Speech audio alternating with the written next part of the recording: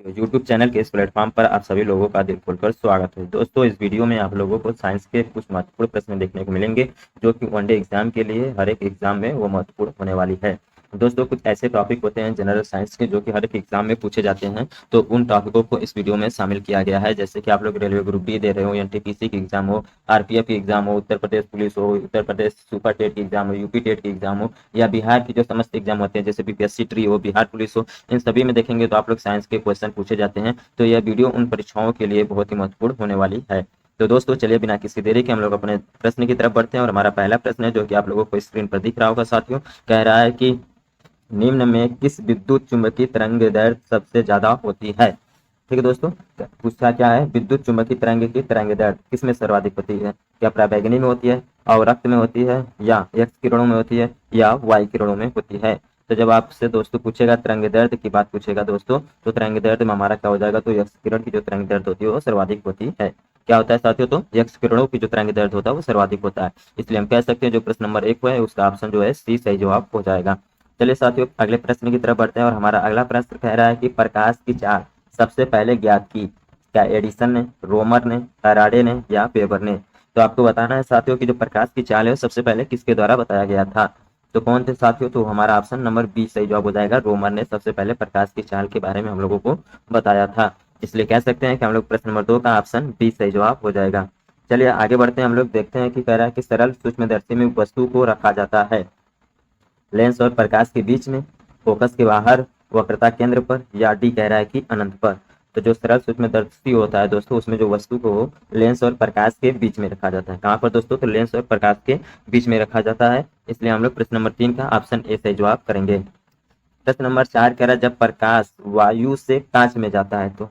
ठीक है, क्या तरंग दैर्घ्य बढ़ती है, तरंग दैर्घ्य घटती है, आवृत्ति बढ़ती है? डी कह रहा है कि कुछ नहीं होता है। तो जब प्रकाश वायु से कांच में जाता है साथियों तो तरंग दैर्घ्य घटता है। क्या होता है साथियों, तो तरंग दैर्घ्य घटता है, यानी कि प्रश्न नंबर 4 का ऑप्शन बी सही जवाब हो जाएगा। प्रश्न नंबर 5 कह रहा है कि पूर्ण आंतरिक परावर्तन होता है जब प्रकाश जाता है हीरे से कांच में, जल से कांच में, वायु से जल में, या वायु से कांच में? तो पूर्ण आंतरिक परावर्तन कब होगा साथियों, जब जो प्रकाश जो है हीरे से कांच में जाएगा, यानी कि 5 नंबर का ऑप्शन ए सही जवाब हो जाएगा। प्रकाश तंतु किस सिद्धांत पर कार्य करता है? या पूर्ण आंतरिक परावर्तन पर, अपवर्तन पर, प्रकीर्णन पर, या व्यतिकरण पर? तो प्रकाश तंतु की बात करेगा साथियों तो हो जाएगा क्या, पूर्ण आंतरिक परावर्तन। छह का क्या हो जाएगा तब, ऑप्शन ए सही जवाब हो जाएगा। प्रकाश ऊर्जा को विद्युत ऊर्जा में बदलता है, ठीक है दोस्तों, क्या डायनामो, विद्युत मोटर, सौर सेल, या विद्युत सेल? तो जो प्रकाश ऊर्जा को विद्युत ऊर्जा में कौन बदलता है साथियों, तो हमारा क्या हो जाएगा, तो सौर सेल हो जाएगा। क्या हो जाएगा साथियों, तो सौर सेल हो जाएगा। वही डायनामो की बात किया जाएगा साथियों तो यांत्रिक ऊर्जा को विद्युत ऊर्जा में बदलता है। डायनामो क्या करता है साथियों, तो यांत्रिक ऊर्जा को विद्युत ऊर्जा में बदलता है। वह विद्युत मोटर की बात करेगा साथियों तो विद्युत ऊर्जा को यांत्रिक ऊर्जा में कन्वर्ट करता है। चलिए साथियों, प्रश्न आगे आ गया है हमारा कि यांत्रिक ऊर्जा को विद्युत ऊर्जा में बदलता है या डायनामो, विद्युत मोटर, सौर सेल, विद्युत सेल? तो यांत्रिक ऊर्जा को विद्युत ऊर्जा में कौन बदलता है दोस्तों, तो डायनामो बदलता है, यानी कि प्रश्न नंबर 8 का ऑप्शन ए सही जवाब हो जाएगा।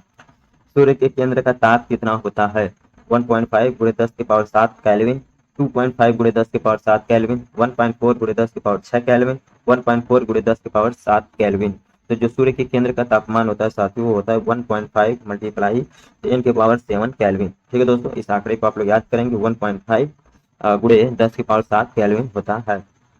सूर्य के केंद्र का दाब कितना होता है? यहाँ पर प्रश्न पूछा है दाब का साथियों। क्या 3 गुणे 10 के पावर 16 न्यूटन प्रति वर्ग मीटर होता है, 3 गुणे 10 के पावर 6 मीटर, 2 गुणे 10 के पावर 16, या 2 गुणे 10 के पावर 7?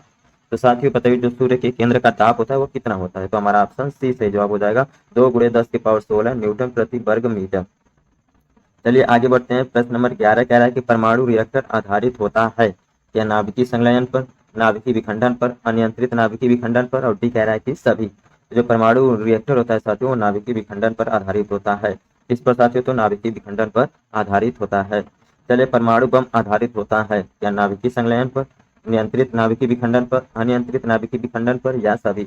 तो आप लोगों को यहाँ पर एक कंफ्यूजन बताते दोस्तों, जो परमाणु बम है आप सभी लोग याद करके जाते हैं केवल कि ये नाभिकीय विखंडन से संबंधित है, इससे आधारित है दोस्तों, तो नाभिकीय विखंडन पर। लेकिन आप प्रश्न में ऑप्शन जो देख रहे हैं यहाँ पर भी क्या दिया है, तो नाभिकीय विखंडन दिया हुआ है।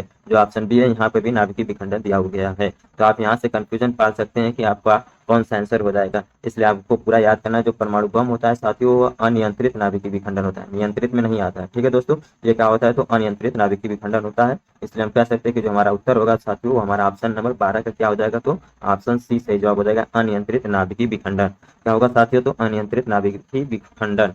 ठीक है, यहाँ से आपको इस वर्ड को भी याद कर लेना है। हाइड्रोजन बम आधारित होता है। ठीक है दोस्तों, पूछ रहा है कि हाइड्रोजन बम आधारित होता है। आप लोगों को बताना है दोस्तों, हाइड्रोजन बम की खोज किसने की। तो क्या हाइड्रोजन बम नाभिकीय विखंडन पर आधारित है, नाभिकीय संलयन पर आधारित है, दोनों पर आधारित है। डी कह रहा है कि कोई नहीं। तो जो नाभिकीय विखंडन है साथियों वो नाभिकीय संलयन पर आधारित होता है, यानी कि ऑप्शन नंबर बी सही जवाब हो जाएगा। चलिए आगे बढ़ते हैं। प्रश्न नंबर 14 कह रहा है कि सिलिकॉन तथा जर्मेनियम अर्धचालक होते हैं। एक संयोजी, त्रिसंयोजी, पांच संयोजी, चतुर्थ संयोजी। तो सिलिकॉन और जर्मेनियम अर्धचालक होते हैं किसके साथ, तो चतुर्थ संयोजी के, यानी कि 14 का हमारा ऑप्शन डी सही जवाब हो जाएगा। पॉजिट्रॉन की खोज किसने की थी, जे थॉमसन ने, जेम्स चैडविक ने, एंडरसन ने या रदरफोर्ड ने। तो पॉजिट्रॉन की खोज किसके द्वारा किया गया था साथियों, तो हमारा ऑप्शन सी सही जवाब हो जाएगा, एंडरसन के द्वारा। किसके द्वारा साथियों, तो एंडरसन के द्वारा किया गया था, यानी कि 15 का ऑप्शन सी सही जवाब हो जाएगा। 16 नंबर कह रहा है साथियों कि एक कूलाम आवेश बराबर है 6.25 गुणे 10 के पावर 18 इलेक्ट्रॉन, 6.25 गुणे 10 के पावर 23 इलेक्ट्रॉन, 6.25 गुणे 10 के पावर माइनस 18 इलेक्ट्रॉन, 6.25 गुणे 10 के पावर माइनस 23 इलेक्ट्रॉन। तो एक कूलाम आवेश किसके बराबर होता है साथियों, तो जो हमारा ऑप्शन नंबर ए दिया गया है 6.25 गुणे 10 के पावर 18 इलेक्ट्रॉन। ठीक है साथियों, कितना, तो 6.25 गुणे 10 के पावर 18 इलेक्ट्रॉन के बराबर होता है। किसी तार की प्रतिरोधकता निर्भर करती है या लंबाई पर, पदार्थ पर, क्रॉस सेक्शन एरिया पर या कोई नहीं। तो किसी तार की प्रतिरोधकता किस पर निर्भर करती है साथियों, तो पदार्थ की प्रकृति पर, यानी कि ऑप्शन बी सही जवाब हो जाएगा। 1 वाट घंटा बराबर होता है 3.6 गुणे 10 के पावर 3 कैलोरी, 3.6 गुणे 10 के पावर 3 जूल, 4.2 जूल या 1 हॉर्स पावर। तो 1 हॉर्स पावर की बात किया जाएगा दोस्तों, तो यहाँ पर क्या हो जाएगा, तो 746 वाट के बराबर होता है। 1 हॉर्स पावर कितने बराबर होता है दोस्तों, तो 746 वाट के बराबर होता है। वही 1 वाट घंटे की यहाँ पर बात किया जाएगा दोस्तों, तो हमारा क्या हो जाएगा, तो 3.6 गुणे 10 के पावर 3 जूल हो जाएगा। कितना साथियों, तो 3.6 गुणे 10 के पावर 3 जूल होगा। आगे बढ़ते हैं। मैक संख्या का उपयोग किसकी चाल निर्धारण के लिए किया जाता है, क्या प्रकाश के लिए, ध्वनि के लिए, विमान के लिए या कोई नहीं। तो जो मैक संख्या है उसका जो है वो चाल किसके निर्धारण के लिए, तो ध्वनि की चाल के निर्धारण के लिए मैक संख्या का उपयोग किया जाता है, यानी कि मैक का संबंध किससे है साथियों, तो ध्वनि से। और 19 नंबर का हम लोग ऑप्शन नंबर बी को सही जवाब करेंगे। ठीक है दोस्तों, वही जो ध्वनि की चाल अगर पूछेगा तो ठोस में सर्वाधिक होता है, निर्वात में 9 के बराबर। वही प्रकाश की चाल सर्वाधिक किसमें होता है, तो निर्वात में होता है, 3 गुणे 10 के पावर 8 मीटर प्रति सेकेंड। एक कार बैटरी में प्रयुक्त विद्युत अपघट्य होती है, हाइड्रोक्लोरिक अम्ल, सल्फ्यूरिक अम्ल, नाइट्रिक अम्ल और डी कह रहा है कि आसूत जल। तो कार बैटरी में जो प्रयुक्त विद्युत अपघट्य होता है वो क्या होता है साथियों, तो सल्फ्यूरिक अम्ल होता है। क्या होता है, तो सल्फ्यूरिक अम्ल होता है, यानी कि ऑप्शन बी सही जवाब होगा।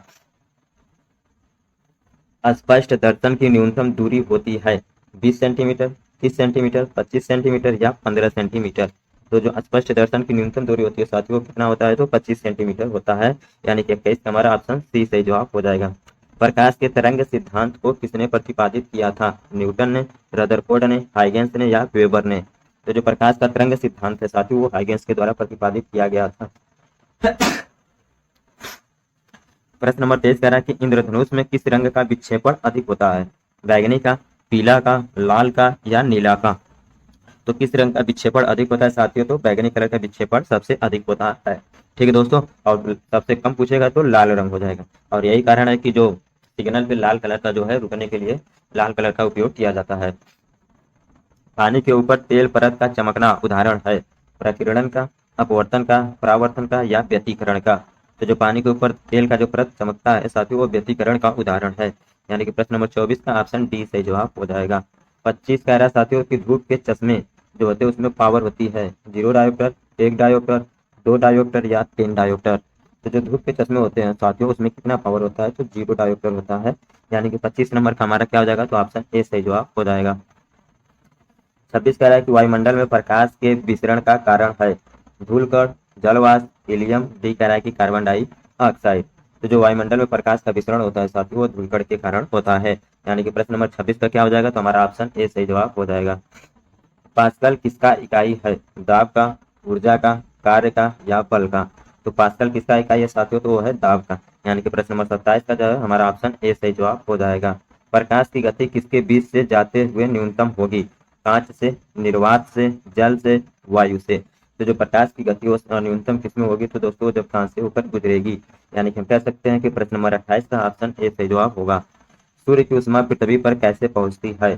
चालन के द्वारा, विकिरण के द्वारा, संवहन के द्वारा, डी कह रहा है कि परावर्तन के द्वारा। तो जो सूर्य की ऊष्मा होती है साथियों पृथ्वी पर विकिरण के द्वारा पहुंचती है। ठीक है साथियों, जो सूर्य की रोशनी होती है साथियों पृथ्वी पर आने में उसे लगभग 500 सेकंड लगता है। कितना साथियों? तो 500 सेकंड लगता है। और यही कारण है साथियों कि अगर सूर्य अपना प्रकाश देना बंद कर दे तो 500 सेकंड के बाद पृथ्वी पर अंधेरा होगा। 500 सेकंड के बाद। अगर आप मिनट में कन्वर्ट करना चाहते हैं तो आप 60 से भाग दीजिए, 6 48 8 मिनट 20 सेकंड के लगभग आएगा। चलिए प्रश्न नंबर 30 कह रहा है कि रेफ्रिजरेटर में थर्मास्टेट का कार्य क्या है? तापमान कम करना, हिमायन ताप को बढ़ाना, एक समान ताप को बनाए रखना, और डी कह रहा है कि गलनांक को घटाना। तो जो रेफ्रिजरेटर है उसमें थर्मास्टेट का कार्य क्या है? तो एक समान ताप को बनाए रखना।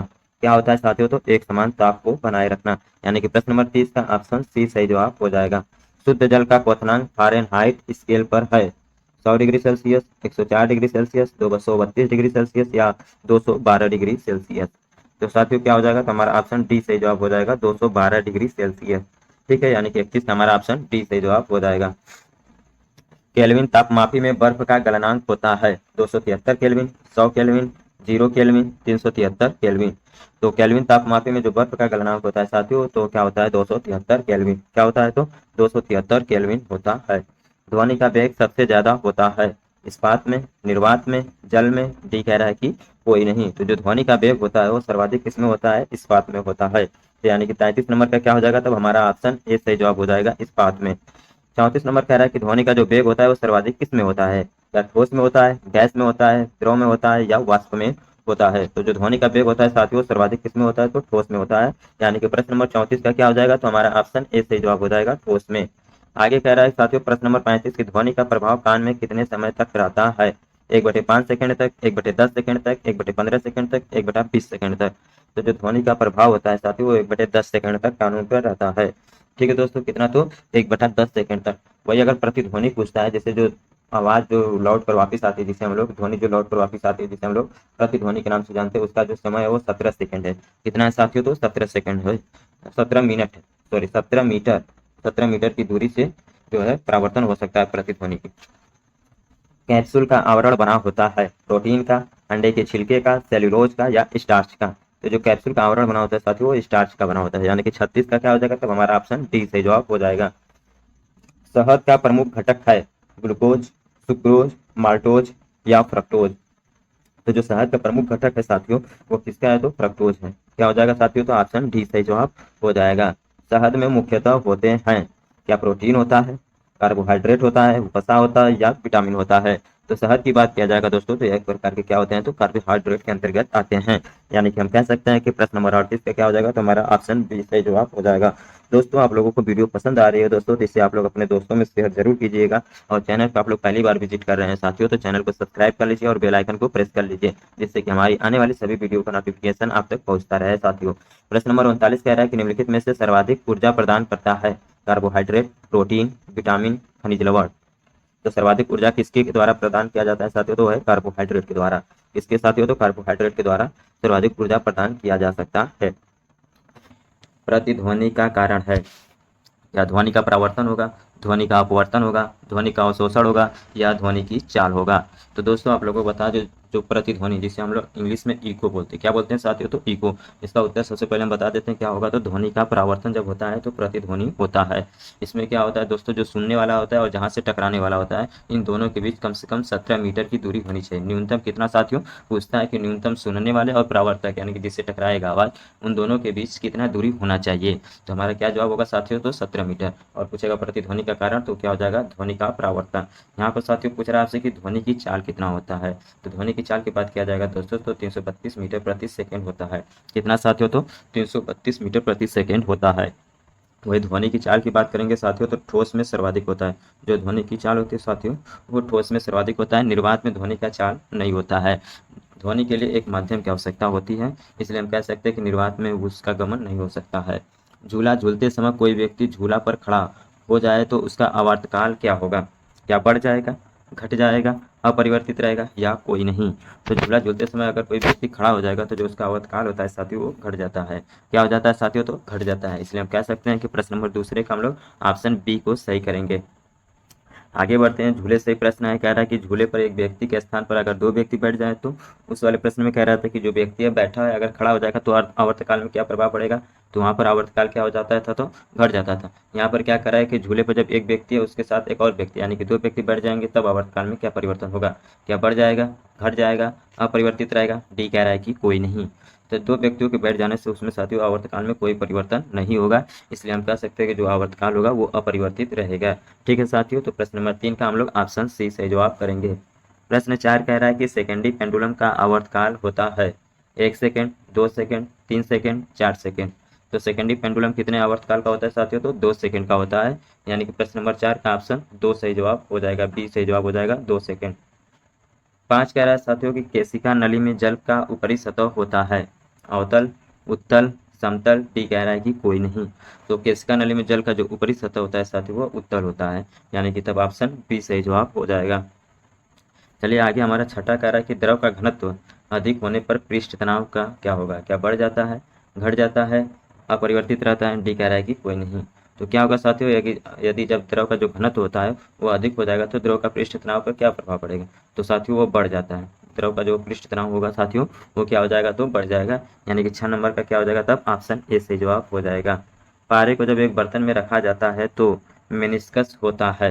क्या अवतल होता है, उत्तल होता है, समतल होता है या डी कह रहा है कि कोई नहीं। तो क्या होता है दोस्तों? तो इसका जवाब उत्तल हो जाएगा। क्या होगा? तो उत्तल इसका बिल्कुल परफेक्ट जवाब होगा। ऊंचाई बढ़ने से वायुमंडलीय दाब क्या स्थिर रहता है, घटता है, बढ़ता है? डी कह रहा है कि कोई नहीं। तो आप लोगों को बता दें दोस्तों, ऊंचाई बढ़ने के साथ साथ जो आप लोग ऊंचा बढ़ते जाएंगे ऊपर जाने पर हमारा क्या होता है? तो वायुमंडलीय दाब घटते रहता है। यानी कि ऊपर जाने पर घटना जो है शुरू हो जाता है वायुमंडलीय दाब। तो हम कह सकते हैं कि प्रश्न नंबर 8 का क्या सही जवाब हो जाएगा? तब ऑप्शन बी, ऊंचाई बढ़ने से वायुमंडलीय दाब क्या होता है? तो घटता है। आगे बढ़ते हैं। प्रश्न नंबर 9 कह रहा है कि एक बार बराबर होता है 10 के पावर -5 पास्कल के, 10 के पावर 7 पास्कल के, 10 के पावर 5 पास्कल के और 10 के पावर 4 पास्कल के। तो जो एक बार होता है साथियों वो 10 के पावर 5 पास्कल के बराबर होता है। यानी कि 9 का क्या हो जाएगा? तब ऑप्शन सी सही जवाब हो जाएगा। किसी वस्तु का भार अधिकतम होता है जल में, वायु में, निर्वात में? डी कह रहा है कि कोई नहीं। तो वस्तु का जो भार होता है सर्वाधिक वो किसमें होता है साथियों? तो निर्वात में होता है। यानी कि प्रश्न नंबर 10 का ऑप्शन सी से जवाब हो जाएगा। पृथ्वी की अपेक्षा चंद्रमा का द्रव्यमान पूछ रहा है। अगर पृथ्वी का द्रव्यमान कितना है, चंद्रमा के द्रव्यमान कितना है, उसका अनुपात पूछ रहा है। क्या 1/4 होगा, 1/81 होगा, 1/100 होगा या 1/1000 होगा। तो उसका द्रव्यमान क्या हो जाएगा? चंद्रमा का द्रव्यमान जो है पृथ्वी की अपेक्षा तो 1/81 हो जाएगा। प्रश्न नंबर 12 कह रहा है कि भू अस्थायी उपग्रह पृथ्वी के चारों ओर चक्कर लगाता है 12 घंटा में, 24 घंटा में, 36 घंटा में या 48 घंटा में। तो जो भू अस्थायी उपग्रह होता है साथियों वो कितने में चक्कर लगाता है? तो 24 घंटे में चक्कर लगाता है। यानी कि 12 का क्या हो जाएगा? तो ऑप्शन बी सही जवाब हो जाएगा। पृथ्वी पर वायुमंडलीय दाब का कारण है या गुरुत्वाकर्षण, पृथ्वी का परिक्रमण, पृथ्वी का घूर्णन? डी कह रहा है कि कोई नहीं। तो जो है पृथ्वी पर जो वायुमंडलीय दाब का कारण है साथियों उसका जो है एकमात्र कारण क्या है? तो गुरुत्वाकर्षण है। ठीक है दोस्तों, गुरुत्वाकर्षण के द्वारा दोस्तों वायुमंडलीय दाब बना हुआ है। चलिए प्रश्न नंबर 14 कह रहा है कि पृथ्वी का पलायन वेग है। ठीक है दोस्तों, पृथ्वी का पलायन वेग क्या 15 किलोमीटर प्रति सेकंड होगा? बी कह रहा है कि 11.2 किलोमीटर प्रति सेकंड होगा, 21.1 किलोमीटर प्रति सेकंड होगा। डी कह रहा है कि 7.0 किलोमीटर प्रति सेकंड होगा। तो जो पृथ्वी का पलायन वेग होता है साथियों उसका कितना चाल होता है? तो ऑप्शन नंबर बी में जो दिया गया है 11.2 किलोमीटर प्रति सेकंड होता है। यानी कि इस स्पीड से आप लोग कोई उपग्रह या पिंड फेंकेंगे तो वापस लौट कर नहीं आएगा। इसी को हम लोग क्या बोलेंगे? तो पृथ्वी का पलायन। यानी कि ऑप्शन बी सही जवाब हो जाएगा 11.2 किलोमीटर प्रति सेकंड। ये था हमारा क्या? तो पृथ्वी का पलायन वेग। अगर आपसे चंद्रमा का पलायन वेग मैं आपसे पूछूं दोस्तों तो आप लोग कमेंट बॉक्स में इसका बता दीजिए साथियों कि चंद्रमा का पलायन वेग क्या होगा। ठीक है। प्रश्न नंबर 15 कह रहा है कि जब कोई वस्तु ऊपर से गिराई जाती है तो उसका भार होता है परिवर्तनशील, अपरिवर्तनशील, शून्य? डी कह रहा है कि कोई नहीं। तो दोस्तों जब ऊपर से कोई वस्तु गिराई जाती है तो उसके भार में जो है वो कमी आती है। तो यहाँ पर परिवर्तन हो जाता है उसके वस्तु में। यहाँ कमी रहता है तो कमी वाले ऑप्शन पर हम लोग जाते हैं, लेकिन कमी वाला नहीं दिया है, अपरिवर्तन तो होगा नहीं। यानी कि जितना भार था उतना ही भार तो होगा नहीं, शून्य तो होगा नहीं। यानी कि हम क्या कर सकते हैं? तो परिवर्तनशील में उससे हम लोग बता सकते हैं। ग्रहों की गति के नियम को किसने प्रतिपादित किया था? न्यूटन ने, केपलर ने, गैलीलियो ने या कोपरनिकस ने? तो किसने किया था साथियों? तो केपलर ने, यानी कि 16 नंबर का क्या हो जाएगा? तब ऑप्शन बी सही जवाब हो जाएगा। एक जेट इंजन किस सिद्धांत पर कार्य करता है? वस्तु के संरक्षण पर, शक्ति का संरक्षण, कोड़ी आघूर्ण का संरक्षण या रैखिक संरक्षण? ठीक है दोस्तों, तो जेट इंजन किस सिद्धांत पर कार्य करता है साथियों? तो रैखिक संवेग संरक्षण पर। किसके? तो रैखिक संवेग संरक्षण पर कार्य करता है। एक गेंद को 36 से कितने कोण पर फेंकने पर अधिकतम 36 दूरी तय कर सकेगा? तो एक गेंद को जब 36 से कितने कोण पर फेंकेंगे साथियों? तो 45 डिग्री पर फेंकने पर वो अधिकतम दूरी तय करेगा।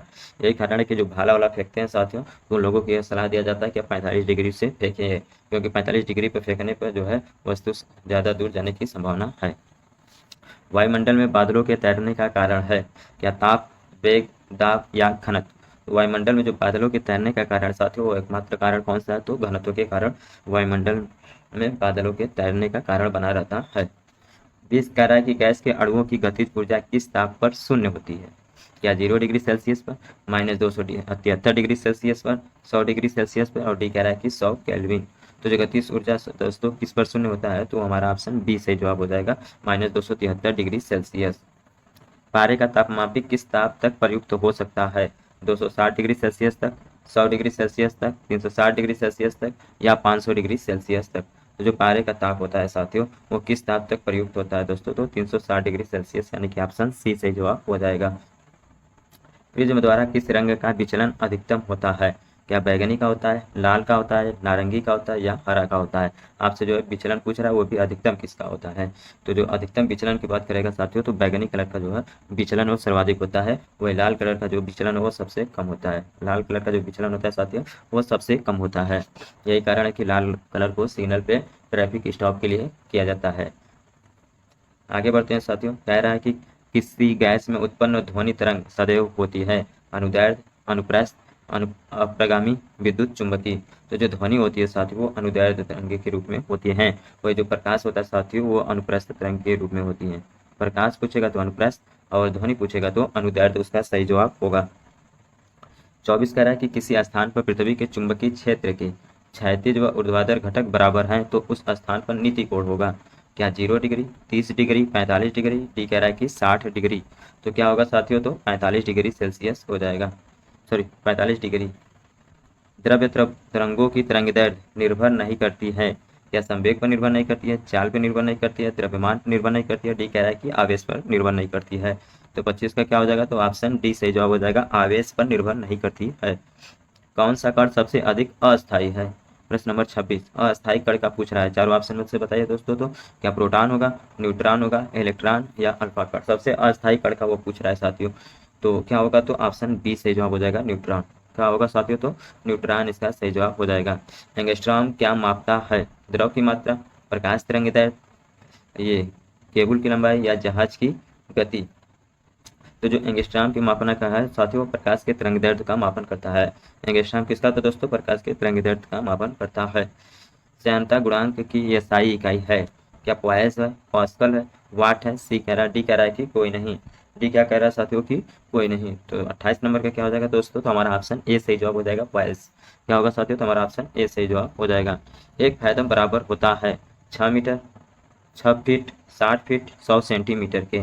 तो एक फैथम में बात किया जाएगा दोस्तों, तो ये 6 फीट के बराबर होता है। कितने फीट के साथ होता है? 6 फीट के बराबर एक फैथम होता है, इसलिए हम 29 का ऑप्शन बी सही जवाब करेंगे। टाइपराइटर के आविष्कारक हैं? क्या शाकली हैं, पास्कल हैं, सोल्स हैं या वाटरमैन हैं?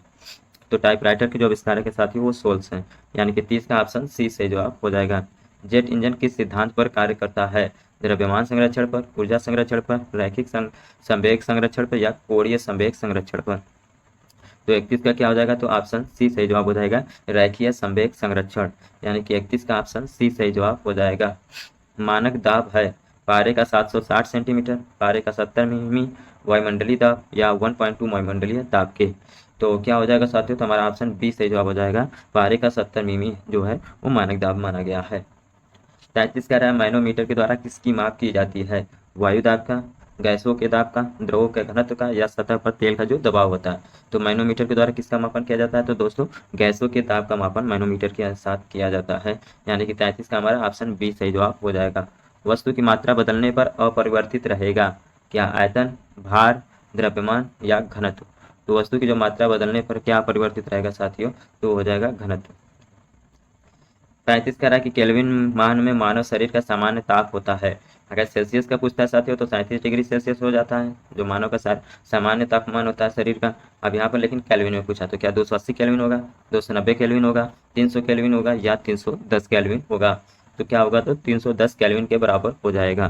क्या होगा साथियों, तो 310 केल्विन के बराबर हो जाएगा। पारा जमता है क्या 39 डिग्री सेल्सियस पर, -39 डिग्री सेल्सियस पर, 40 डिग्री सेल्सियस पर, डी कह रहा है कि 60 अंश सेल्सियस पर। तो जो पारा जमता है साथियों वो -39 डिग्री सेल्सियस पर जमता है, इसलिए 36 का क्या हो जाएगा, तब हमारा ऑप्शन बी सही जवाब हो जाएगा। 37 कह रहा है उच्च तापक्रम को मापने का यंत्र है हाइग्रोमीटर, पायरोमीटर, टैकोमीटर या पिक्नोमीटर। तो उच्च तापक्रम को मापने का कौन सा यंत्र है साथियों, तो पायरोमीटर है। वही हाइग्रोमीटर की बात करेगा साथियों तो आर्द्रता के मापन को हाइग्रोमीटर के साथ मापते हैं। यहाँ उच्च तापक्रम की बात करेगा तो पायरोमीटर हो जाएगा। शुष्क सेल है क्या चतुर्थक सेल है, प्राथमिक सेल है, द्वितीयक सेल है, डी कह रहा है कि कोई नहीं। तो जो शुष्क सेल होता है साथियों वो प्राथमिक सेल होता है। क्या होता है साथियों, तो प्राथमिक सेल होता है। 39 कह रहा है प्रकाश की गति न्यूनतम होती है या वायु से गुजरने पर, जल से गुजरने पर, कांच से गुजरने पर, डी कह रहा है कि निर्वात से गुजरने पर। तो जो प्रकाश की गति होती है साथियों वो कांच से गुजरने पर न्यूनतम होती है। तड़ित चालक बनाए जाते हैं लोहे का, एल्युमिनियम का, तांबे का या इस्पात का। तो जो तड़ित चालक होता है साथियों आप सभी लोग जानते हैं उसका उपयोग क्या होता है, तो जो आकस्मिक घटनाएं होती हैं जैसे बिजली का चमकना, इस सब से बचने के लिए तड़ित चालक का उपयोग किया जाता है। और वो किससे बनाया जाता है, तो तांबे का बनाया जाता है। किससे साथियों, तो तांबे का। इसलिए हम लोग पहले प्रश्न का ऑप्शन सी जवाब देंगे। किस यंत्र का काम डायनामो के कार्य का उल्टा होता है, ट्रांसफार्मर का, मोटर का, रेफ्रिजरेटर का या जनरेटर का। तो डायनामो का जो उल्टा होता है साथियों वो होता है मोटर। क्या होता है साथियों, तो मोटर। डायनामो क्या करता है साथियों, तो यांत्रिक ऊर्जा को विद्युत ऊर्जा में कन्वर्ट करता है। वही मोटर क्या करता है, तो विद्युत ऊर्जा को यांत्रिक ऊर्जा में कन्वर्ट करता है। तो डायनामो और मोटर क्या है, तो एक दूसरे के विपरीत है यानी कि उल्टा होते हैं। चुंबकीय क्षेत्र मापा जाता है पायरोमीटर से, हाइड्रोमीटर से, थर्मामीटर से और डी कह रहा है कि फ्लक्सोमीटर से। ठीक है साथियों, तो चुंबकीय क्षेत्र किसमें मापा जाता है, तो फ्लक्सोमीटर से मापा जाता है यानी कि ऑप्शन डी सही जवाब हो जाएगा। नती और चुंबकीय भूमध्य रेखा के बीच का कोण है 0 डिग्री, 90 डिग्री, 45 डिग्री, 180 डिग्री।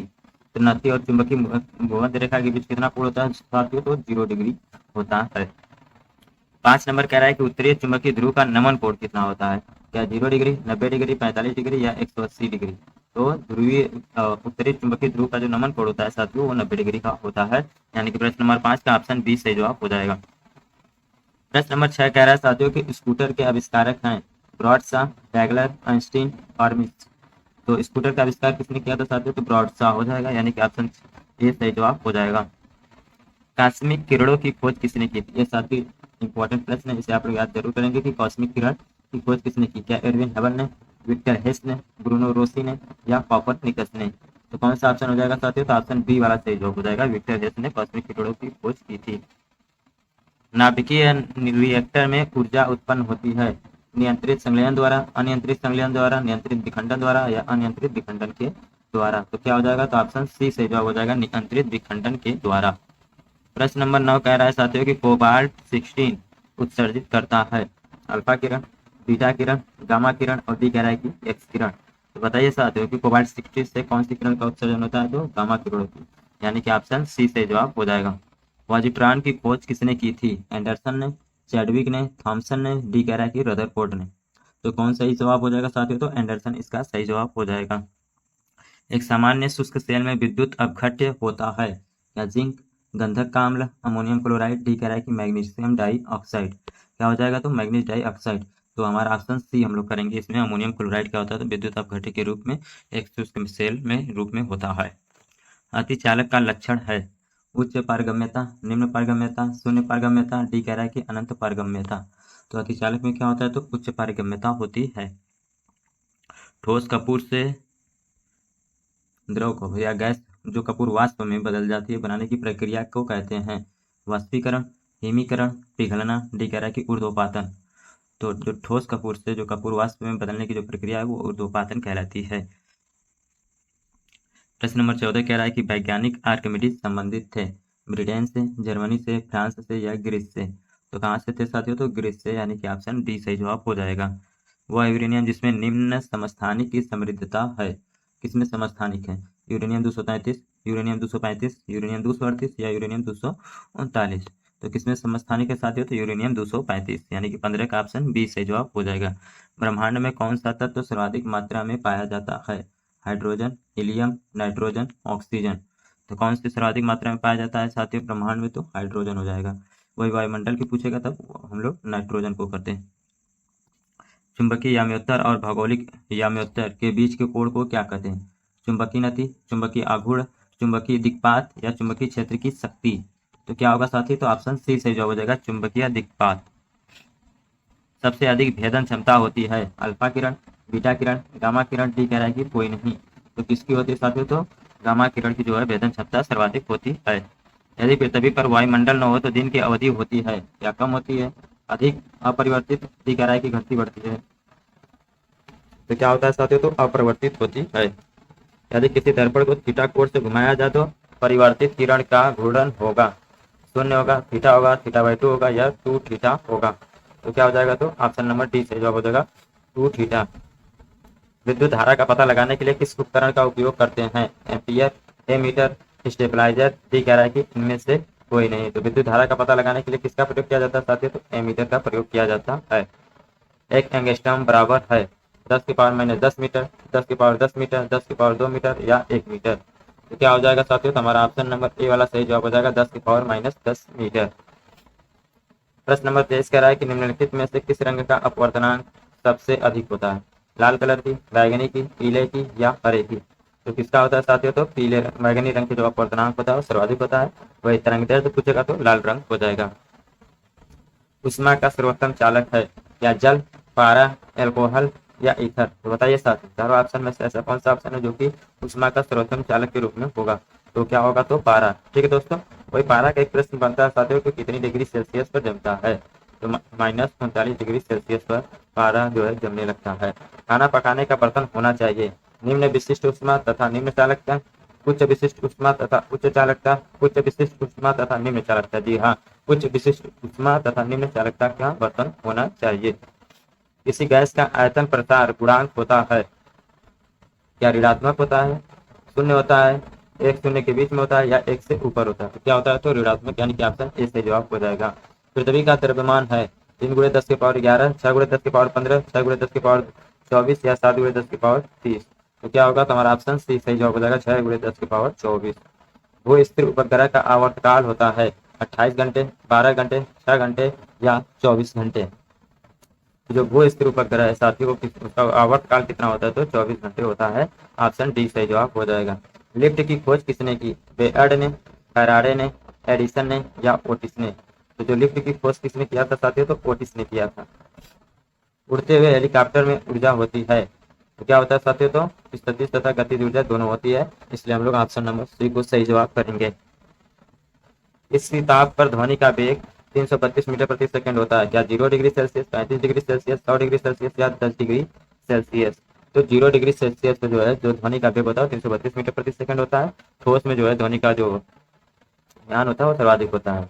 पृथ्वी तल से ऊपर या नीचे जाने पर गुरुत्वीय त्वरण का मान घटता है, बढ़ता है, ऊपर जाने पर बढ़ता है, नीचे जाने पर घटता है या अपरिवर्तित रहता है। तो ऊपर जाएंगे या नीचे जाएंगे जो गुरुत्वीय त्वरण होता है वो घटता ही है, यानी कि 32 का ऑप्शन ए सही जवाब करेंगे। जब बर्फ पिघलती है तो इसका आयतन बढ़ता है, आयतन घटता है, अपरिवर्तित रहता है, पहले बढ़ता है फिर घटता है। तो क्या होता है, तो आयतन घटता है, यानी 33 का ऑप्शन बी सही जवाब हो जाएगा। इलेक्ट्रॉन वोल्ट इकाई है ऊर्जा की, ताप की, संवेग की या वेग की। तो इलेक्ट्रॉन वोल्ट किसका मात्रक है साथियों, तो ऊर्जा की है, यानी कि 34 का ऑप्शन ए सही जवाब हो जाएगा। दाब बढ़ने पर जल का क्वथनांक बढ़ता है, घटता है, पहले बढ़ता है फिर घटता है या अपरिवर्तित रहता है। तो जब दाब बढ़ाएंगे तो जल का जो क्वथनांक हो जाएगा साथियों वो बढ़ जाएगा। ठीक है, तो 35 का क्या हो जाएगा, तो हमारा ऑप्शन ए सही जवाब हो जाएगा। वेंचुरी मीटर से ज्ञात करते हैं जल का पृष्ठ तनाव, जल का आयतन, जल का घनत्व, जल के प्रवाह की दर। तो जल के प्रवाह की दर जो है वेंचुरी मीटर के द्वारा मापा जाता है। मानव शरीर में कार्बोहाइड्रेट पुनः संग्रहित होता है, या शुगर के रूप में, स्टार्च के रूप में, ग्लूकोज के रूप में या ग्लाइकोजन के रूप में।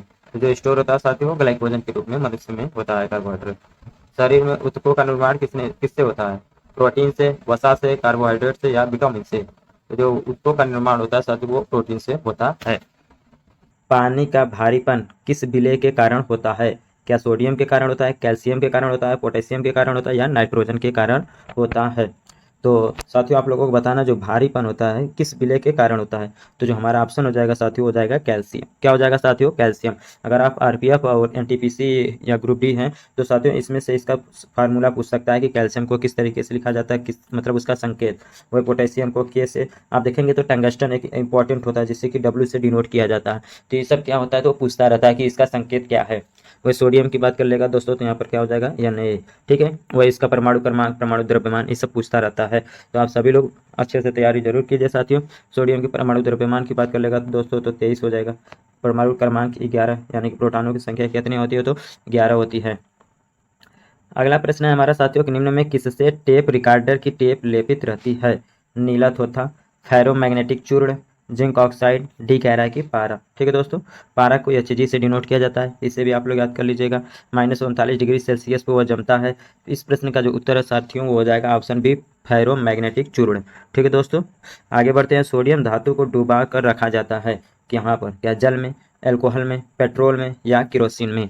तो सोडियम धातु साथियों आप लोगों को बता दें कि अत्यधिक क्रियाशील होता है। ठीक है दोस्तों, क्या होता है तो जो सोडियम होता है वो अत्यधिक क्रियाशील होता है, इसलिए हम लोग उसको वातावरण या वायुमंडल के माहौल में नहीं लाते जिससे कि वो अभिक्रिया न करने पाए। अगर आप उसे वातावरण में लाएंगे तो अभिक्रिया करने लगेगी, इसलिए उसे हम लोग किसमें तो केरोसिन। केरोसिन में क्या होता है तो ऑक्सीजन की अनुपस्थिति होती है, O2 की क्या होती है तो अनुपस्थिति होती है, इसलिए हम लोग सोडियम को क्या करते हैं तो केरोसिन में रखते हैं। तो हमारा ऑप्शन क्या हो जाएगा तो डी वाला सही जवाब हो जाएगा, सोडियम को हम लोग केरोसिन में रखते हैं। यूरिया का रासायनिक नाम है एनिलीन, क्लोरोइथेन, कार्बामाइट। तो आपको बताना है दोस्तों को जो यूरिया का रासायनिक क्या नाम होता है। तो यूरिया की बात करेगा दोस्तों तो हमारा क्या हो जाएगा कार्बामाइट हो जाएगा। क्या होगा साथियों तो कार्बामाइट। आपसे हमारे यहाँ पर सवाल है साथियों कि रासायनिक नाम तो यहाँ पर पूछा गया, यूरिया का फार्मूला क्या होता है। ठीक है दोस्तों, और प्रयोगशाला में बनने वाला जो सबसे पहला पदार्थ है वो कौन सा है तो यूरिया ही है। जो सबसे पहला प्रोडक्ट कौन सा है तो यूरिया है। वो विधि कौन थी तो ओहलर विधि के द्वारा यूरिया का निर्माण किया गया था। ठीक है दोस्तों, वही उसके फार्मूला का NH2CO NH2 हो जाएगा। क्या हो जाएगा साथियों तो CO NH2 वह तत्व जो ऑक्सीजन से प्रतिक्रिया नहीं करता है क्या कहलाता है? Chlorine, iodine, helium, nitrogen. दोस्तों आप लोगों को बता दें कि ज़्यादातर तत्व क्या होते हैं तो ऑक्सीजन के साथ अभिक्रिया करते हैं, लेकिन कुछ ऐसे भी तत्व होते हैं जो ऑक्सीजन के साथ क्रिया नहीं करते हैं। ठीक है, तो उसमें से क्या है तो इन चारों ऑप्शन में से हमारा ऑप्शन जो बी दिया गया है आयोडीन, यह जो है ऑक्सीजन के साथ अभिक्रिया नहीं करता है, यानी कि प्रश्न नंबर 5 में हम लोग ऑप्शन बी सही जवाब करेंगे। रेयान, नायलॉन, पॉलिस्टर एक रेशा है, किस प्रकार की रेशा आप लोगों को बताना, क्या प्राकृतिक रेशा है, संश्लिष्ट रेशा है, सी कह रहा है उपयुक्त दोनों प्रकार के हैं और डी कह रहा है कि इनमें से कोई नहीं। तो जो रेयान, नायलॉन, पॉलिस्टर है वो संश्लिष्ट प्रकार के रेशा है। मरकरी को किस धातु के पात्र में रखा जाता है? अभी हमने बताया था मरकरी क्या होता है तो Hg। ठीक है, और किस में रखा जाता है, क्या चांदी के पात्र में, शीशे के पात्र में, लोहे के पात्र में या एल्युमिनियम के पात्र में? तो मरकरी का भी आप लोग जान लीजिए। अभी इससे पहले हमने सोडियम को बताया था तो उसे किस में तो केरोसिन में डुबा कर रखते हैं, वही मरकरी का पूछेगा साथियों तो इसे लोहे के पात्र में रखा जाता है। तो 7 नंबर प्रश्न का ऑप्शन सी सही जवाब हो जाएगा। चलिए आगे बढ़ते हैं। प्रश्न नंबर 8 कह रहा है कि निम्न में कौन जल से हल्का होता है? एल्युमिनियम, सोडियम, मैग्नीशियम या मैग्नीज? तो इन चारों ऑप्शन में से बताइए साथियों कि ऐसा कौन सा ऑप्शन है जो कि जल से भी हल्का है। ठीक है दोस्तों, क्या है तो जल से भी हल्का है। एल्युमिनियम की बात किया जाएगा दोस्तों तो Al से डिनोट करते हैं। मैग्नीशियम तो क्या होता है तो मैग्नीशियम Mg, एम कैपिटल रहेगा, जी स्मॉल रहेगा। और यहाँ पर प्रश्न के हिसाब से जो जल है वो सब जल से हल्का कौन है तो वो सोडियम। ठीक है दोस्तों, सोडियम का क्या हो जाएगा फार्मूला तो Na हो जाएगा। ठीक है दोस्तों, आगे बढ़ते हैं। सामान्य ट्यूबलाइट में कौन सी गैस होती है? ठीक है, आर्गन के साथ सोडियम वेपर, नियान के साथ सोडियम वेपर, आर्गन के साथ मरकरी वेपर। जी हाँ, ऑप्शन नंबर सी जो दिया गया है आर्गन के साथ मरकरी वेपर जो है इसका सही जवाब होगा। मिल्क ऑफ मैग्नीशिया क्या है? मैग्नीशियम कार्बोनेट है, सोडियम बाइकार्बोनेट है, कैल्शियम हाइड्रोक्साइड है या मैग्नीशियम हाइड्रोक्साइड है? तो बताइए दोस्तों कि मिल्क ऑफ मैग्नीशिया किसे कहा जाता है तो मैग्नीशियम हाइड्रोक्साइड को कहा जाता है। किसे कहा जाता है दोस्तों तो मैग्नीशियम हाइड्रोक्साइड को कहा जाता है। वही इसके फार्मूला की बात किया जाएगा दोस्तों तो MHOH का ट्वाइस हो जाएगा। इसका फार्मूला भी आप लोग जरूर याद करेंगे, MgOH का ट्वाइस। ठीक है, मैग्नीशियम हाइड्रोक्साइड उसका रासायनिक नाम, और इसे किसे तो मिल्क ऑफ मैग्नीशिया के नाम से भी जानते हैं। क्वार्ट्ज किससे बनता है? Calcium sulphate, calcium silicate, sodium sulphate या सोडियम सिलिकेट? तो एक तो बात जाहिर सी है, या तो सोडियम और सिलिकेट से होगा या तो सल्फेट से होगा, क्योंकि सल्फेट सिलिकेट दो इस चीज़ हैं। और यहाँ पर या तो कैल्शियम होगा या तो सोडियम होगा। ठीक है, अब 4 शब्द दिए गए, आपको पहचानना इसमें से कि क्वार्ज किससे बनते हैं। तो कैल्शियम सिलिकेट हो जाएगा, यानी कि ऑप्शन बी वाला सही जवाब हो जाएगा। सोने के आभूषण बनाने में किस धातु को मिश्रित किया जाता है। आप लोगों को बता दें दोस्तों, सोना जो होता है अगर उसको शुद्ध रूप में आप लोग देखेंगे तो एक एकदम वो सॉलिड की तरीके से हुआ नहीं होता है, बल्कि वह लिक्विड के फॉर्म में होता है। उसे मजबूती प्रदान करने के लिए दोस्तों उसमें एक धातु मिलाई जाती है। तो वो कौन सी धातु मिलाई जाती है? क्या जिंक को मिलाया जाता है, आयरन को मिलाया जाता है, सिल्वर को मिलाया जाता है, या कापर को मिलाया जाता है? तो जो सोने के आभूषण होते हैं दोस्तों, उसे उसमें कापर मिलाने से उसमें मजबूती आ जाती है। इस और कापर क्या होता है, तो एक क्रियाशील होता है, इसलिए कापर को सोने के साथ मिलाकर जो धातुएं अरे गहने बनाए जाते हैं। ठीक है, वही जिंक का लेयर बनाकर दोस्तों उसमें लोहे में जिंक का लेयर लगाया जाता है, जिससे कि लोहे में जंग न लगे। जिंक का जो है सूत्र वही जेडीएन होता है संकेत। आयरन का केवल आई होता है। सिल्वर का क्या होता है आप लोग बता दीजिए साथियों कि क्या होगा। कापर का सीयू होता है। पोर्टलैंड सीमेंट का आविष्कार किसने किया था? दा विंसी ने, डेनिस गेसॉन ने, जेसप स्पेडिन ने, या स्पेंसर ने? तो बताइए साथियों, पोर्टलैंड जो सीमेंट है उसका आविष्कार किसने किया था? तो जो ऑप्शन सी है, जोसेफ स्पेडिन। ठीक है दोस्तों, सबसे भारी धातु है लिथियम, ओस्मियम, आयरन या सिल्वर? तो सबसे भारी धातु के अंतर्गत कौन आएगा साथियों? तो ओस्मियम आएगा, यानी कि ऑप्शन बी सही जवाब हो जाएगा। तो यहाँ पर सबसे भारी धातु का जब उसने सवाल पूछा है तो आपके जहन में साथियों सबसे पहले ये दौड़ना चाहिए कि तब सबसे हल्की धातु भी कौन हो जाएगी। आप लोग जरूर कमेंट बॉक्स में बताइए साथियों कि सबसे हल्की धातु कौन सी है। प्याज एवं लहसुन में गंध किसके कारण होती है? सबसे बड़ी बात दोस्तों कि कारण तो कई भी हो सकते हैं किसी किसी क्वेश्चन में, लेकिन आप लोगों को ऑप्शन के हिसाब से देना है। तो इस प्रश्न का आप देखिए कि प्याज और लहसुन में गंध किसके कारण होती है? क्या सोडियम, पोटेशियम, क्लोरीन या लिथियम? तो किसके कारण होता है दोस्तों? तो कहीं कहीं आप देखेंगे तो सल्फर, यहाँ पर सल्फर ऑप्शन में दिया नहीं गया है, तो यहाँ पर हम लोग पोटेशियम के साथ जाएंगे। यानी कि प्रश्न नंबर 15 का क्या करेंगे जवाब? तो ऑप्शन बी को सही जवाब करेंगे। हाइड्रोकार्बन का प्राकृतिक स्रोत क्या है? कच्चा तेल, जीव भार, कार्बोहाइड्रेट्स या कोयला? तो जो हाइड्रोकार्बन का प्राकृतिक स्रोत क्या होता है साथियों? तो इसमें से कच्चा तेल हो जाएगा। क्या होगा साथियों? तो कच्चा तेल इसमें से सही जवाब हो जाएगा। किस गैस का प्रयोग सिगरेट लाइटर में होता है? ब्यूटेन, मीथेन, प्रोपेन या रेडॉन? तो सिगरेट लाइटर में किस गैस का उपयोग करते हैं साथियों? तो ब्यूटेन का करते हैं। ठीक है दोस्तों, किसका? तो ब्यूटेन का। वही अगर एलपीजी में पूछेगा साथियों कि कौन सा गैस होता है, तो ब्यूटेन तो होता ही है, उसके साथ प्रोपेन भी होता है। यानी कि एलपीजी के जब ब्लास्ट हो जाएगा तो बीपी बढ़ जाएगा, यह ट्रिक है। तो बी से ब्यूटेन, पी से प्रोपेन। ठीक है दोस्तों, और यहाँ पर सिगरेट का लाइटर में पूछेगा तो हमारा क्या हो जाएगा? ब्यूटेन। वही मीथेन क्या होता है साथियों? तो आप लोग देखे होंगे कि ऑटो रिक्शा में जो सीएनजी, ऑटो रिक्शा छोड़िए बहुत सी गाड़ियों में सीएनजी लोग भराते हैं, तो सीएनजी में कौन सी गैस होती है? तो मीथेन ही होती है। तो अगर सीएनजी वाला पूछेगा तो मीथेन हो जाएगा, सिगरेट लाइटर वाले पूछेगा तो ब्यूटेन हो जाएगा, और एलपीजी पूछेगा तो हमारा ब्यूटेन और प्रोपेन दोनों हो जाएगा। वही एलपीजी में एक वो मिलाया जाता है जिससे कि गंध का पता लगा जा सके, एथिल मर्केप्टम, कि अगर गैस का रिसाव हो तो पता चल सके। सिरका किसका जलीय विलयन है? नींबू के रस का, ऑक्सीजन के अम्ल का, हाइड्रोक्लोरिक अम्ल का, जिससे HCl होता है जो हमारे की शरीर के अंदर पाया जाता है, और डी कह रहा है कि एसिटिक अम्ल। तो सिरका किसका होता है जलीय विलयन साथियों? तो एसिटिक अम्ल का जलीय विलयन होता है। यानी कि प्रश्न 18 का ऑप्शन डी सही जवाब हो जाएगा। पनीर निम्न में से किसका उदाहरण है? जेल का, इमल्सन का, सोल का, और डी कह रहा है कि फोम का? तो पनीर किसका उदाहरण साथियों? तो जेल का हो जाएगा, ऑप्शन ए सही जवाब होगा। 20 कह रहा है कि सिरका का रासायनिक नाम है butanoic acid, ethanoic acid, methanoic acid, D कह रहा है कि प्रोपेनोइक एसिड। तो ऑप्शन में देखेंगे साथियों तो एक ऑप्शन दिया गया है एथेनोइक एसिड। तो ये रासायनिक नाम जो है सिरके का यही है, एथेनोइक एसिड। पेट्रोल एक मिश्रण है एल्केन का, एल्कीन का, एल्काइन का या हाइड्रोकार्बन का?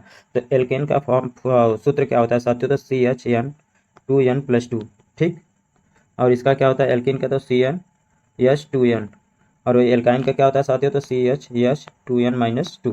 ठीक है, तो ये होता है कुछ फार्मूला अभी आप लोगों को याद करना है साथियों। यहाँ पर पेट्रोल का मिश्रण पीछे तो हाइड्रोकार्बन का मिश्रण होता है। पॉलीथीन प्राप्त होता है नाइट्रिक अम्ल से, पिक्रिक अम्ल से, एथिलीन के बहुलीकरण से, डी कह रहा है कि कोई नहीं। तो किसकी सहायता से दोस्तों? तो हमारा ऑप्शन सी सही जवाब हो जाएगा, एथिलीन के बहुलीकरण से। किस संश्लेषित रेशा को कृत्रिम सिल्क के नाम से जाना जाता है? कॉटन, रेयान, टेरिलिन, और डी कह रहा है कि नॉयलॉन। तो किसे कृत्रिम सिल्क यानी कि कहा जाता है? तो ऑप्शन बी रेयान को। 24 कह रहा है कि नॉयलॉन है पॉलीएमाइड, पॉलिस्टर, पॉलीएथिलीन या पॉलीप्रोपिलीन? तो 24 नंबर में क्या होगा साथियों, तो हमारा ऑप्शन ए से जवाब हो जाएगा पॉलीएमाइड। कार्बन का क्रिस्टलीय रूप है काजल, लकड़ी का कोयला, एंथ्रासाइट, डी कह रहा है कि हीरा। तो जो कार्बन का क्रिस्टलीय रूप क्या होगा इसमें से साथियों, तो हीरा हो जाएगा। कार्बन के कितने क्रिस्टलीय रूप है साथियों, तो 4 होते हैं। कौन कौन से आप लोग जानते होंगे, ग्रेफाइट होता है, हीरा होता है, फुलेरिन होता है, एक आप लोग बताइए कि क्या होता है। 3 हमने बता दिया, एक आप लोग बताइए। प्रश्न नंबर 26 कह रहा है कि कांच किसका मिश्रण होता है, तो जो साथियों ऑप्शन नंबर सी दिया गया बालू और सिलिकेट इसका मिश्रण होता है। चलिए आगे बढ़ते हैं। डायनामाइट में मुख्य रूप से किसका प्रयोग किया जाता है। आप लोगों को तो सबसे पहले इस प्रश्न को पढ़ने के बाद सबसे पहला प्रश्न आप लोगों के जहन में ये याद आना चाहिए कि डायनामाइट का आविष्कार किसने किया था। तो आप सभी लोग जानते हैं जिनके नाम से नोबेल पुरस्कार दिया जाता है, अल्फ्रेड नोबेल, ठीक है। उन्होंने क्या किया था, डायनामाइट का आविष्कार किया था। और यहाँ पर पूछ रहा है कि डायनामाइट में मुख्य रूप से क्या पाया जाता है, क्या टीएनसी, आरडीएक्स और नाइट्रोग्लिसरीन या पिक्रिक अम्ल। तो जो है हमारा ऑप्शन सी से जवाब हो जाएगा नाइट्रोग्लिसरीन। किस अम्ल में ऑक्सीजन नहीं होता है, सल्फ्यूरिक अम्ल में, नाइट्रिक अम्ल में, हाइड्रोक्लोरिक अम्ल में, डी कह रहा है कि उपयुक्त सभी। तो किस में नहीं पाया जाता साथियों, तो आप लोग देखेंगे हाइड्रोक्लोरिक अम्ल जिसे कि हम लोग HCl के रूप में लिखते हैं। और यहाँ पर देखेंगे तो क्या है, तो ऑक्सीजन नहीं है, तो हम क्या करेंगे, तो हाइड्रोक्लोरिक अम्ल को सही करेंगे।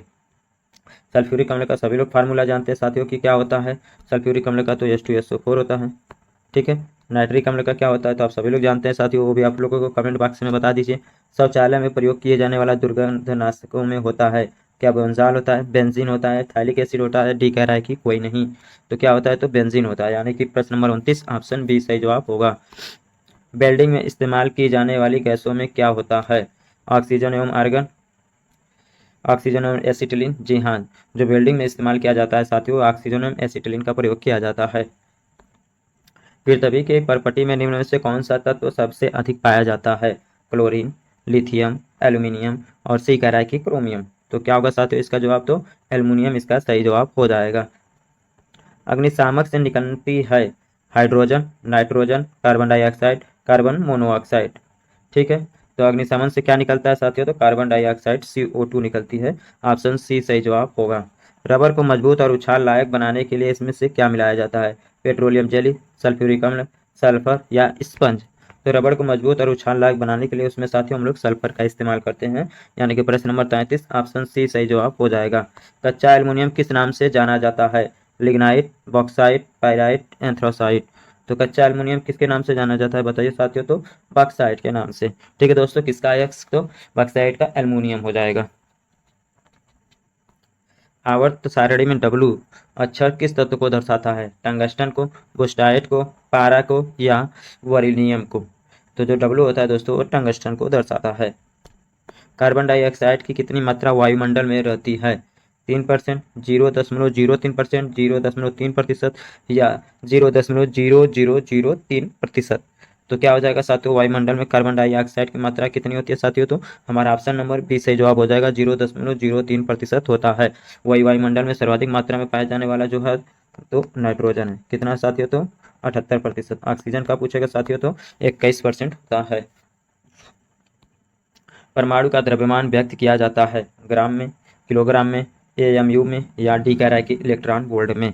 तो क्या हो जाएगा, द्रव्यमान किस में व्यक्त किया जाता है साथियों, तो आप सभी लोग जानते होंगे कि AMU में व्यक्त किया जाता है। हमारा ऑप्शन नंबर डी दिया है कि इलेक्ट्रॉन वोल्ट। हमारा प्रश्न ये है कि इलेक्ट्रॉन वोल्ट किसका मात्रक है, आप लोगों को कमेंट बॉक्स में बताना है।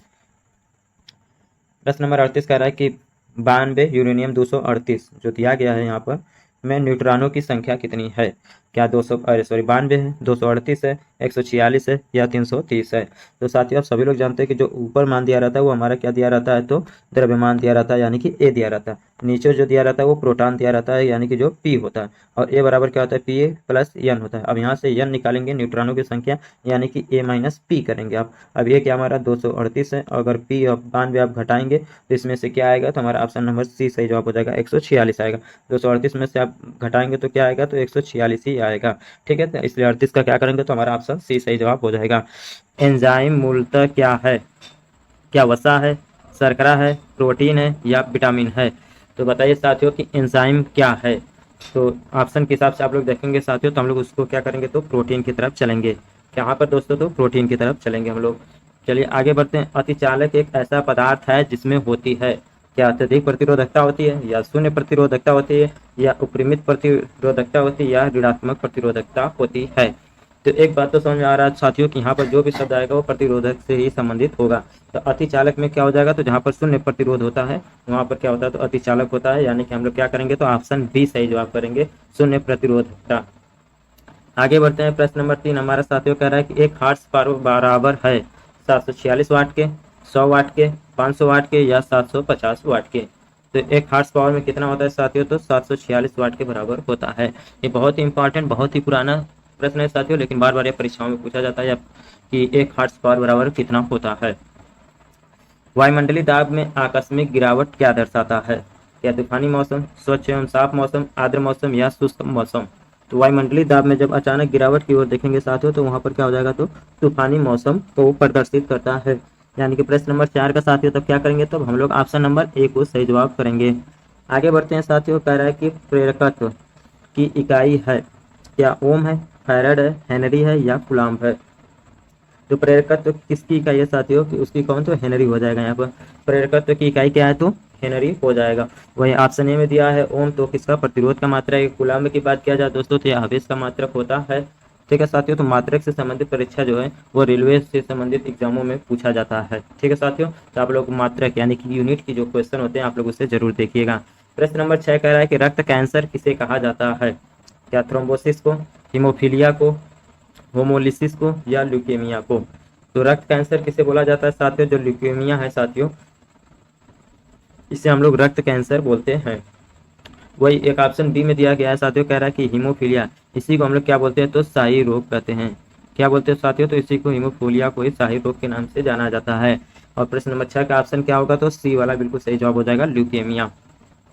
ध्वनि की इकाई है, क्या केल्विन है, डेसिबल है, न्यूटन है या पास्कल है। तो ध्वनि की इकाई क्या है साथियों, तो डेसिबल होता है। क्या होता है साथियों, तो डेसिबल होता है। और वही इसका जो यंत्र है तो उसे ऑडियोमीटर के नाम से हम लोग जानते हैं। चलिए आगे बढ़ते हैं, कह रहा है कि टेलीग्राफी के आविष्कार किसने किया है, मोर्स सैमुअल ने, डुप्ले ने, न्यूटन ने या रदरफोर्ड ने। तो टेलीग्राफ के आविष्कार किसने किया है साथियों, तो जो ऑप्शन ए में दिया गया मोर्स सैमुअल के द्वारा इसका जो आविष्कार किया गया है।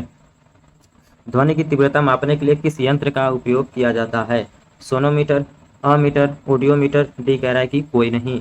तो किस यंत्र का प्रयोग किया जाता है साथियों, तो ऑडियोमीटर का उपयोग किया जाता है। यानी कि प्रश्न नंबर 9 का ऑप्शन सी सही जवाब हो जाएगा।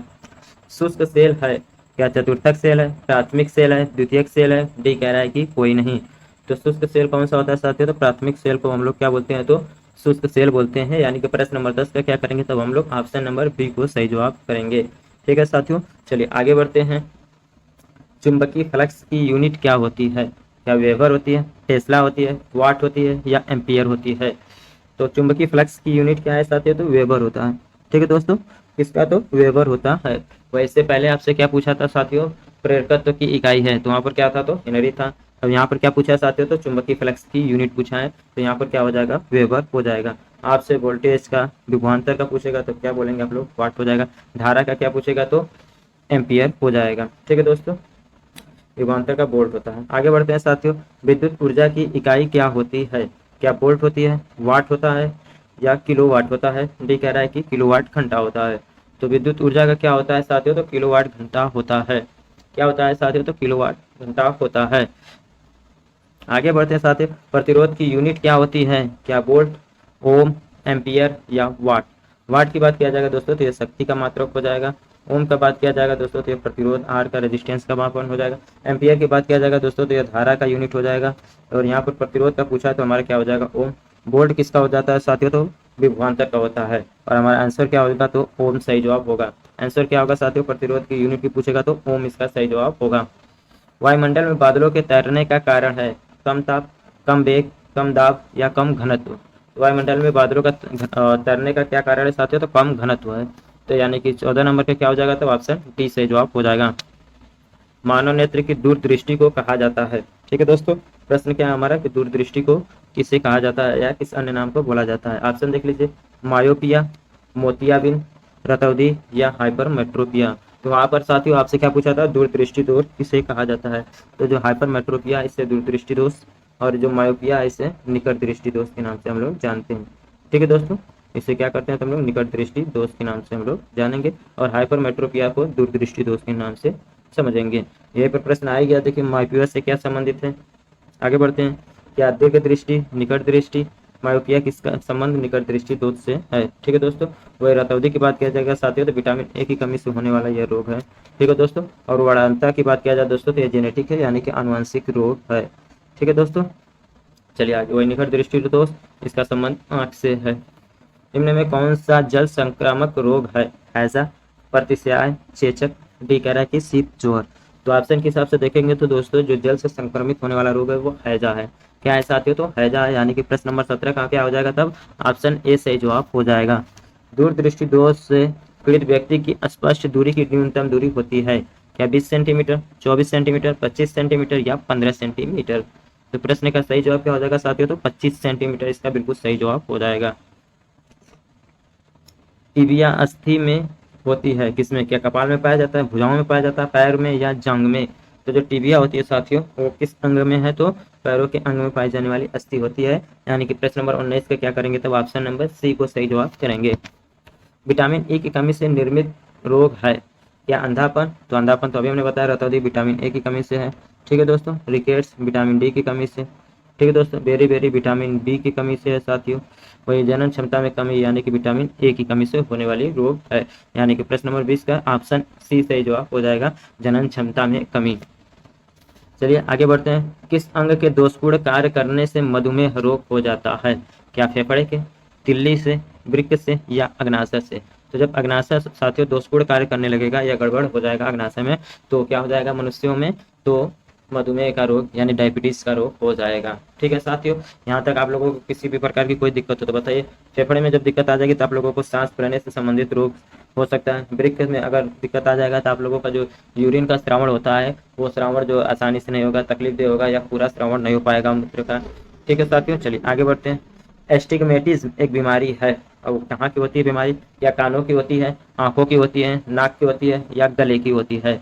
तो साथियों किसका है रोग, तो आंखों से संबंधित एक प्रकार की रोग है जिसे हम लोग क्या एस्टिग्मेटिज्म के नाम से जानते हैं। चलिए आगे बढ़ते हैं, प्रश्न नंबर 23 का रहा है, बहुत ही इंपॉर्टेंट है साथियों। अगर वीडियो को अब तक लाइक नहीं किए दोस्तों तो लाइक जरूर कर लीजिए, और चैनल पर पहली बार है तो दोस्तों चैनल को सब्सक्राइब जरूर कर लीजिए और बेल आइकन को प्रेस कर लीजिए, जिससे कि हमारी आने वाली सभी वीडियो का नोटिफिकेशन आप तक पहुंचता रहे। साथियों आप लोगों के लिए बहुत ही मेहनत करना पड़ता है, अगर आप लोगों को वीडियो पसंद आए तो जरूर से जरूर इसे आप अपने ग्रुप में शेयर कीजिएगा। प्रश्न नंबर 23 कह रहा है साथियों कि सार्स या से आरएस का पूर्ण रूप क्या है। क्या सीवियर एक्यूट रिस्पिरेटरी सिंड्रोम है। जी हाँ, जो ऑप्शन ए दिया गया है साथियों सीवियर एक्यूट रिस्पिरेटरी सिंड्रोम इसका फुल फॉर्म हो जाएगा। यानी कि प्रश्न नंबर 23 का क्या हो जाएगा, तो हमारा ऑप्शन नंबर ए का सही जवाब हो जाएगा।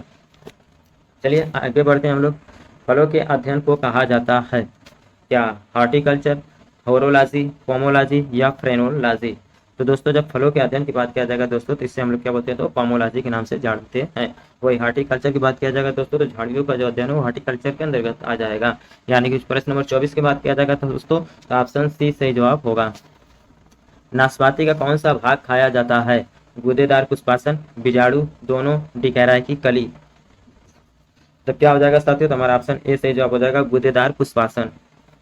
आगे बढ़ते हैं, रंजक और खाद्य पदार्थ बनाने में प्रयोग किया जाता है।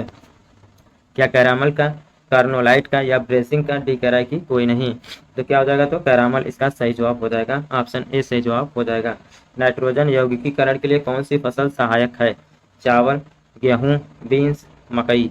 तो नाइट्रोजन यौगिकीकरण के लिए कौन सी फसल सहायक है साथियों, तो बीन्स इसका सही जवाब हो जाएगा। यानी कि प्रश्न नंबर 27 का क्या हो जाएगा, तो ऑप्शन सी सही जवाब हो जाएगा। कोको का कौन सा भाग चॉकलेट में गंध के लिए इस्तेमाल किया जाता है। चलिए आगे बढ़ते हैं, इसका ऑप्शन देख लेते हैं, गंध के लिए किसका, तो बीज का, फूल का, पत्ती का या छाल का। तो क्या हो जाएगा दोस्तों, तो बीज इसका सही जवाब होगा। रेबिस के टीके की खोज किसने की। एडवर्ड जेनर ने, लुई पॉसन ने, अलेक्जेंडर ने, डी कैराय की कोई नहीं। तो जो रेबिस का टीका है साथियों जो कि कुत्ते के काटने के बाद लगाया जाता है, इसकी खोज जो है लुई पास्चर के द्वारा किया गया था। वही एक ऑप्शन दिया गया एडवर्ड जेनर का, जिन्होंने चेचक की खोज की थी। ठीक है दोस्तों, चेचक के टीके की खोज किया था। प्रश्न नंबर 30 कह रहा है साथियों मारुति 800 में सिलेंडरों की संख्या होती है। क्या 2 होती है, 3 होती है, 4 होती है या 1 होती है? तो आपको बताना है मारुति जो 800 मॉडल है साथियों, उसमें सिलेंडरों की संख्या कितनी, क्या 1 है, 2 है, 3 है, 4 है? तो कितनी होती है सिलेंडरों की संख्या? तो 3 होती है, यानी कि प्रश्न नंबर 31 का ऑप्शन बी सही जवाब हो जाएगा। वॉशिंग मशीन की कार्यप्रणाली किस सिद्धांत पर आधारित है? अपकेंद्रण पर, अनुपूचन पर, विलोम प्रासरण पर, डी कह रहा है कि विस्तरण पर। तो वॉशिंग मशीन की कार्यप्रणाली किस पर है साथियों? तो अपकेंद्रण इसका सही जवाब होगा। आगे बढ़ते हैं। न्यूट्रॉन वे कण है जिनमें होता है ऋणात्मक आवेश। तो ऋणात्मक आवेश की बात किया जाएगा दोस्तों तो यहाँ पर इलेक्ट्रॉन आ जाएगा। धनात्मक आवेश की बात किया जाएगा दोस्तों तो यहाँ पर क्या हो जाएगा? तो प्रोटॉन। न्यूट्रॉन ऐसा होता है जिस पर कोई भी आवेश नहीं होता, यानी कि वह उदासीन होता है, इसलिए हम कह सकते हैं कि कोई आवेश नहीं वाला ऑप्शन सही होगा। ठीक है दोस्तों, जब भी पूछेगा न्यूट्रॉन में कौन सा आवेश होता है, तो न्यूट्रॉन पे कोई भी आवेश नहीं होता है। न्यूट्रॉन एक प्रकार का उदासीन कण होता है। 33 कह रहा है कि पॉजिट्रॉन की खोज किसने की थी? रदरफोर्ड ने, जे थॉमसन ने, चैडविक ने या एंडरसन ने? तो साथियों यहाँ पॉजिट्रॉन की बात करेगा साथियों तो यहाँ पर जवाब हो जाएगा एंडरसन। समस्थानिक परमाणुओं में प्रोटॉनों की संख्या समान होती है, न्यूट्रॉनों की संख्या समान होती है, न्यूक्लियनों की संख्या समान होती है। डी कह रहा है कि सभी सत्य हैं। तो जब समस्थानिक की बात करेगा दोस्तों तो वहाँ पर क्या हो जाएगा? तो प्रोटॉनों की संख्या बराबर हो जाएगा। सम न्यूट्रॉनिक में पूछेगा तो वहाँ पर न्यूट्रॉनों की संख्या बराबर हो जाता है। समभार पूछेगा तो दोस्तों वहाँ पर क्या हो जाएगा? तो द्रव्यमान की संख्या बराबर होती है। तो ये कुछ 3-4 ऐसे मिलते जुलते नाम है जिनका थोड़ा बहुत डिफरेंस पर परिभाषा है, आप लोग उससे जरूर ध्यान दीजिएगा। एल्केन का सूत्र होता है CnH2n, CnH2n+2, CnH2n+1 और CnH2n+-1। तो एल्केन क्या होता है साथियों? तो CnH2n+2 हो जाएगा। वही क्या हो जाएगा? तो पहला जो ऑप्शन दिया गया है ये हमारा क्या हो जाएगा? तो एल्कीन हो जाएगा। क्या हो जाएगा साथियों? तो ये एल्कीन का फार्मूला है। यहाँ पर इसके बाद क्या हो जाएगा? तो एल्काइन आएगा। तो यहाँ पर जो -1 दिया गया है यहाँ पर -2 करेंगे तो ये क्या हो जाएगा? तो हमारा एल्काइन हो जाएगा। ठीक है दोस्तों, आगे बढ़ते हैं हम लोग। 36 आधुनिक आवर्त सारणी आधारित है अणु भार पे, परमाणु भार पे, परमाणु क्रमांक पे, डी कह रहा है कि न्यूट्रॉनों पर। तो जो वर्तमान में है आधुनिक आवर्त सारणी वो परमाणु क्रमांक के आधार पर है, इसलिए हम कह सकते हैं प्रश्न नंबर 36 का ऑप्शन बी सही जवाब होगा। जिप्सम का व्यापारिक नाम क्या है?